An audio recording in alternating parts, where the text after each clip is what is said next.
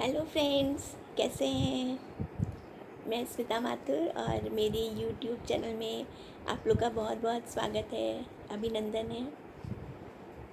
और आज मैं एक अपनी नई कहानी लेके आई हूँ जिसका नाम है लहरें। आशा है आपको ये कहानी पसंद आएगी। और ये कहानी संगीत और भगवत भक्ति पे आधारित है। तो मेरी नई कहानी आप लोग सुनिए प्लीज़। इसका नाम है लहरें।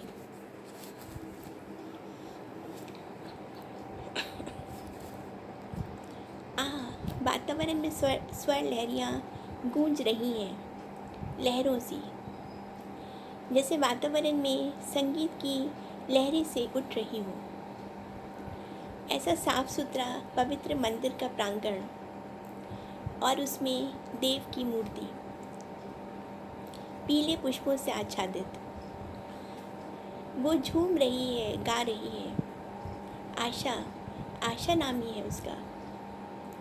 उसका संगीत, उसका मधुर कंठ दूर दूर तक मशहूर था। दूर दूर से लोग उसे भजन करने के लिए बुलाने आते। ढलती शाम के साथ ही जब सुंदरकांड का पाठ समाप्त हुआ तो शायद सूरज और चंद्रमा दोनों ही आकाश में मुस्कुरा रहे थे। आशा ने ढोलक पर चढ़े फूल और आरती के पैसे उठाए और माथे से लगा लिए। देव चरणों में शीश नवाकर वो बाहर निकली। इन्हीं देव चरणों के कारण ही उसकी जीवन नैया पार लगी थी। अब वो जल्दी घर पहुंचना चाहती थी। भूखे बच्चे और बुजुर्ग सास ससुर उसकी राह देख रहे होंगे। घर पहुंचते ही उसने फटाफट हाथ मुंह धोए और दाल चावल का कुकर चढ़ाया। पूरा दिन उसका स्कूल में ही निकल जाता था, जहाँ वो छोटे छोटे बच्चों को संगीत सिखाती थी और मंगल शनिवार की शाम को भजनों में उसका समय जाता था। नवरात्रों में तो उसके न्यारे न्यारे हो जाते। भजन गाते गाते गला दुख जाता, लेकिन फिर भी 4-5 हज़ार तो वो कमा ही लेती। यही सोचते सोचते वो अपने बचपन में पहुंच गई थी। माँ के साथ भजनों में जाती आशा, सीधी सादी सांवली सलोनी सी। उसके लंबे बालों की 2 चोटियाँ बनाकर माँ उन्हें मोड़कर रिबन के फूल बना देती। माँ की वो बड़ी लाडली थी, इसीलिए कोकिल कंठा माँ की उंगली पकड़ वो घर घर भजन करने पहुँच जाती। माँ उसके हाथ में कभी मंजीरा तो कभी ढपली पकड़ा देती। वो बैठी बैठी बजाती रहती और अपनी बड़ी बड़ी आँखों से झूमती हुई माँ को देखती रहती। उससे 10 साल बड़ी दीदी की शादी के बाद वो अकेली सी पड़ गई। 3 बड़े भाई थे, लेकिन सब बाहर ही बाहर खेलते रहते। कोई कंचा खेल रहा है तो कोई गुल्ली डंडा। वो माँ की उंगली पकड़कर घूमती रहती।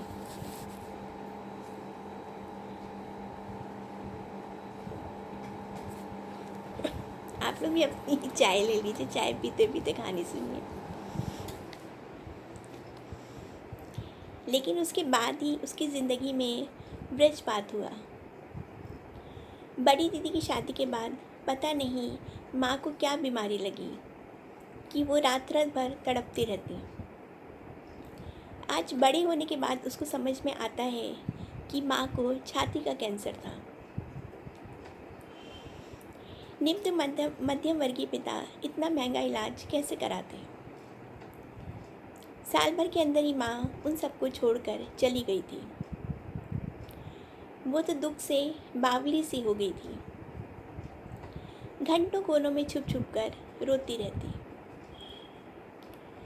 कभी कभी छोटे भैया उसको गले लगाकर प्यार करते।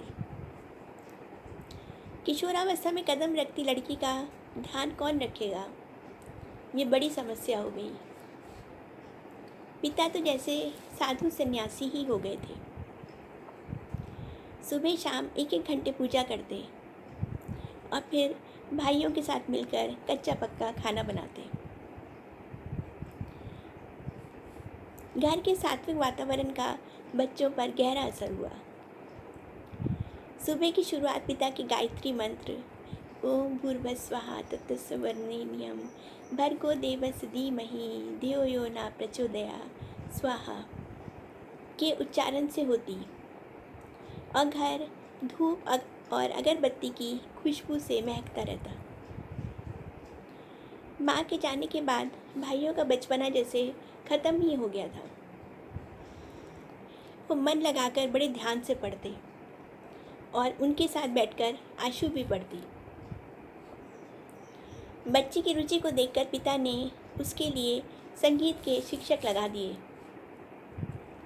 अब सुबह शाम घर में संगीत की स्वर लहरियाँ भी गूंजने लगी।